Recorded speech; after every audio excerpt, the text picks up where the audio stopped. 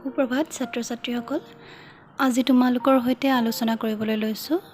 তোমালোকৰ যুক্তাক্ষৰ আৰু হাতৰ আখৰ পাঠ্যপুথিখনৰ পৃষ্ঠা 7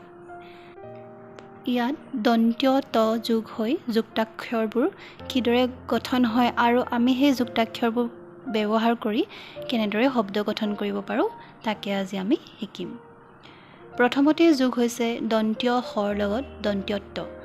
দন্ত্য হ যোগ দন্ত্য ত দন্ত্য হয় তস্ত দন্ত্য হয় তস্ত লগা এটা শব্দ মই দিছো অস্ত অস্ত মানে মাৰ যোৱা বা তললৈ নামি যোৱা যিদৰে বেলি মাৰ যোৱাটোক আমি বেলি অস্ত হোৱা বুলিও কওঁ তাৰ পাছত যোগ হৈছে দন্ত্য ন যোগ দন্ত্য ত দন্ত্য ন লগত দন্ত্য ত যোগ হৈ দন্ত্য নয় তয়ন্ত হৈছে দন্ত্য নয় তয়ন্ত লগা আমি এটা শব্দ লিখিব পাৰো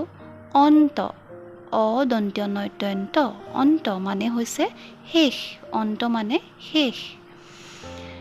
তাৰ পাছতে পৰ লগত দন্ত্য ত যোগ হৈছে প যোগ দন্ত্য ত পয় তয়েপ্ত পয় তয়েপ্ত দি আমি এটা শব্দ লিখিছো সপ্ত সপ্ত মানে 7 সংখ্যা 7টোক আমি সপ্ত বুলি ক'ব পাৰো সপ্তম বুলি যে কওঁ সপ্তম শ্ৰেণী সপ্তম স্থান তাৰ মানে সপ্ত মানে হৈছে 7 তাৰ পাছৰটো হৈছে দন্ত্য তৰ লগত দন্ত্য ত যোগ এতিয়া দন্ত্য ত যোগ দন্ত্য ত দন্ত্য তয় তয়ত্ত দন্ত্য তয় তয়ত্ত দি আমি এটা শব্দ লিখিব পাৰো উত্তৰ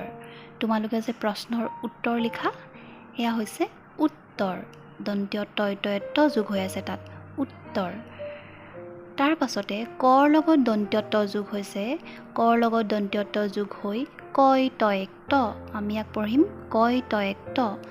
তয়ক্ত লগা এটা শব্দ আমি লিখিছো শক্তি শক্তি মানে বল হয়নে শক্তি তালব্য হ যোগ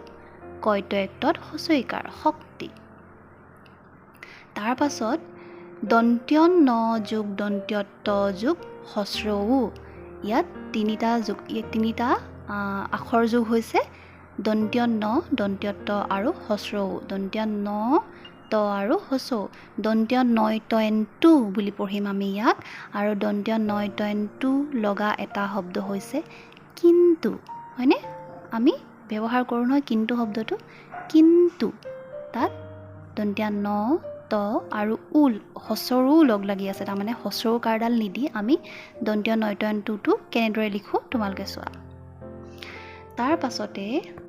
আকৌ এটা যুক্তাক্ষৰ দিছে তিনিটা আখৰ যোগ হৈ থকা দন্ত্য হ যোগ দন্ত্য ত যোগ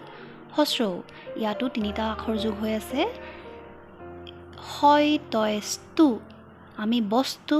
শব্দটো লিখিবলৈ যিটো দন্ত্য হয় তয়স্তু ব্যৱহাৰ কৰোঁ সেইটোৱে হৈছে হয় তয়স্তু ইয়াতো আমি বস্তু শব্দটো লিখোতে হস্ৰ উকাৰ ব্যৱহাৰ কৰা নাই কিন্তু হয়নে তিনিটা আখৰ যোগ হৈ হয় তয়স্তু এই আখৰটো এই যুক্তাক্ষৰটো হৈছে গতিকে আমি সেইটো কেনেদৰে লিখিব লাগিব তোমালোকে চাবা ছাত্ৰ ছাত্ৰীসকল আশা কৰোঁ তোমালোকে এইখিনি বুজি পাইছা আৰু এই শব্দখিনি তোমালোকে বহীত লিখি ৰাখিবা লগতে যুক্তাক্ষৰবোৰ কিদৰে গঠন হৈছে ভালদৰে মন দিবা